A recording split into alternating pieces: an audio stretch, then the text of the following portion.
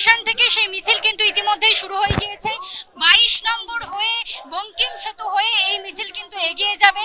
তারপরেই কিন্তু হাওড়া যে কোর্ট চত্বর ময়দান হয়ে কোর্ট চত্বর হয়ে ফোরশো রোড ধরে নবান্নের দিকে মিছিল যাবে। মিছিল শুরু হয়েছে, ড্রোন দিয়েও কিন্তু নজরদারি রাখছে পুলিশের পক্ষ থেকে কিন্তু উচ্চপদস্থ আধিকারিক সহ কর্মীরা এবং র্যাপিড অ্যাকশন ফোর্স, তারা কিন্তু এখানে উপস্থিত রয়েছেন এবং তারই সঙ্গে ড্রোন দিয়েও কিন্তু নজরদারি রাখা হচ্ছে।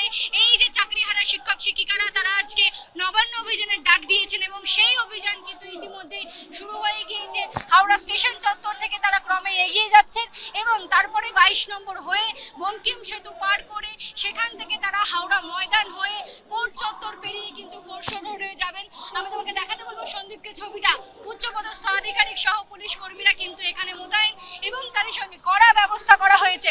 হাওড়া স্টেশনে বিপুল এমনি জনরাশি থাকে, তাদের সাথে যাতে কোনো রকম ভাবে এই যে বিক্ষোভকারী আন্দোলনকারীদের কোনো রকম অসুবিধা বা বিশৃঙ্খলার সৃষ্টি না হয় তার জন্যই কিন্তু দিকে দিকে দেখা যাচ্ছে যে পুলিশ এবং তার সঙ্গে ইতিমধ্যেই এই মিছিল শুরু হয়েছে যা নবান্নের দিকে ক্রমে এগিয়ে চলেছে।